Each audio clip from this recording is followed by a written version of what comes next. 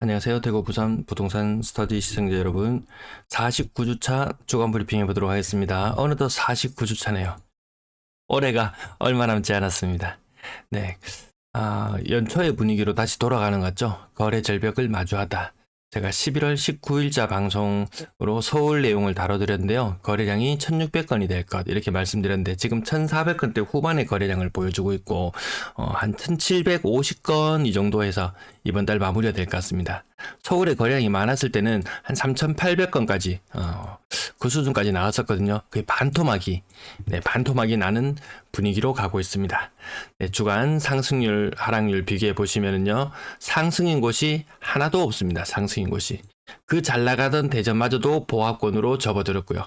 중소도시죠. 인구 100만에서 한 140만, 50만 정도 되는 작은 도시들만 그나마 선방하는 듯 보이지만 이것도 속살을 들여다보면 별 내용이 없더라. 하락률 1위는 부산이 차지하고 있고요. 2위가 인천, 대구가 3위. 안 좋은 분위기로 가고 있다는 부분 짚어드리고요. 매수 우위지수 전국이 동기화되어서 움직인다. 혼자 가려고 해도 발목 잡혀서 다 내려오고 있습니다. 자, 조금 세부적으로 보더라도 대구 아주 안 좋을 때 6 수준, 6 이 정도까지 떨어졌는데 지금 10 아래로 떨어졌습니다. 이거 10, 20 이게 다 의미가 없는 숫자라고 봐도 될 것 같습니다. 조금 더 확대시켜 놓고 보면요, 보시면 아시겠지만 2022년 굉장히 암울했던 시기와 대구, 부산은 큰 차이가 나지 않는 그런 형국으로 가고 있습니다. 광주도 끼어들고 있고요. 인천도 가파르게, 울산 가파르게 매수우위 지수가 떨어지고 있습니다.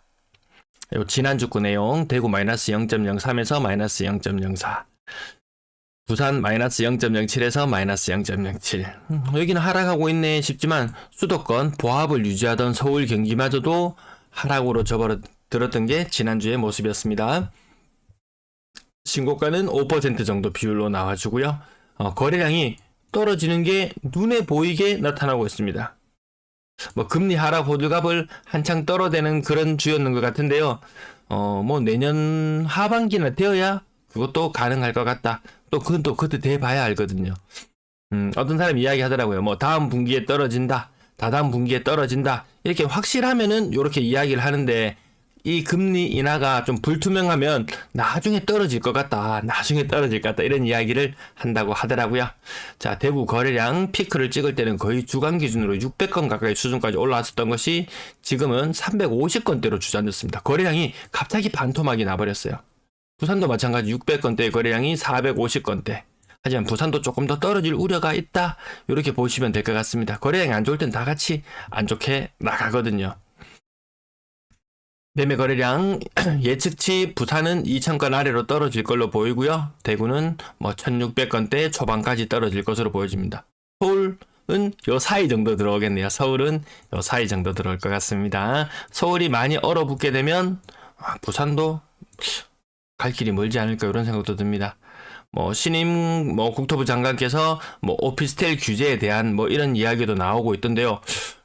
그럼 오피스텔도 더 공급하고 싶어서 하는 것 같습니다. 아파트 공급은 글러먹었다.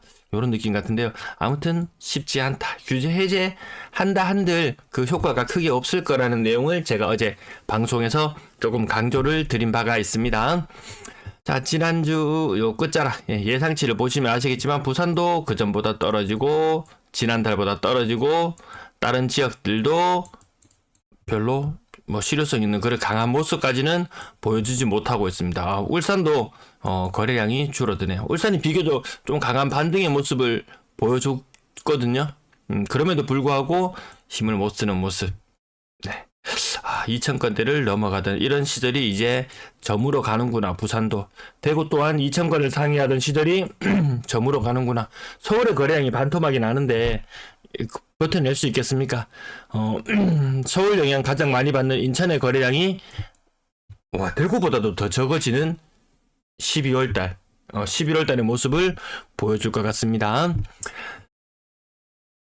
대구도 빨간불이 다시 들어오기 시작했네요. 네, 거래량 다시 안 좋아지는 모습으로 가고요. 부산은 말해 뭐해. 인구 대비 정말 거래가 좀 빈약한 편이다. 이렇게 보시면 되겠습니다. 이렇게 활성도가 떨어집니다. 도시 규모에 비해서. 전세 거래량, 전세는 그나마 다 좀 지역별로 약간 선방하는 모습을 보여주고 있습니다. 뭐 그래도 뭐 전세 거래는 그래도 계속 양호한 모습을 안 살 거야, 안 살 거야. 그냥 전세 살고 원세 살고 눈치 한번 더 볼 거야. 한번 떨어지니까 시커멓게 떨어지던데 거기에 내가 또 희생양이 될 필요가 있을까? 이때까지 없이 살았는데 아마 이런 분들도 좀 계시는 것 같습니다. 인구 1000만으로 환산했을 때 대구가 조금 더 빨간색이 짙어지는 그런 분위기로 가고 있고요. 그나마 선방하고 있는 거래량임에도 불구하고 그렇게 활성화되지는 않는다. 그래서 인구 이야기를 뭐 빼놓을 수 없는 그런 상황인 것 같습니다. 매물, 부산의 매물은 52,000개, 대구는 38,000개, 서울은 78,000개. 인천하고 부산하고 견주어 봤을 때 부산의 매물이 너무 많다, 그죠? 이제 인구는 비슷한 수준으로 접어드는데 매물 차이가 너무 많이 납니다. 인천의 매물은 또 요 개수밖에 되지 않습니다. 2023년도, 2022년도 인천은 정말 입주 물량이 많았었거든요. 그냥 연간 한 4만 세대 정도씩.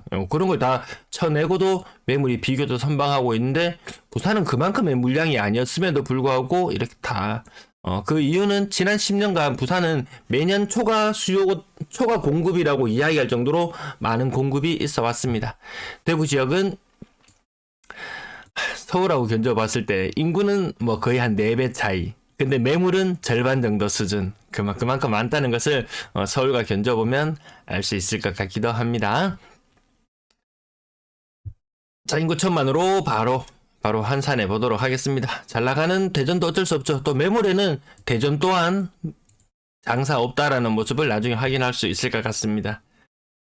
대전이 한창 또 잘 나가려던 시절이 있었거든요. 그럴 때마다 대전이 좀 힘쓸만 하면 수도권이 무너지고 또 이번에 또 하다가 또 힘쓸만 하면 수도권이 또 무너지고 그러면서 혼자 잘 나갈 수 있는 곳은 없더라. 인구 1000만으로 환산하면 대구가 1위, 여전히 1위 자리를 계속 차지하고 있습니다.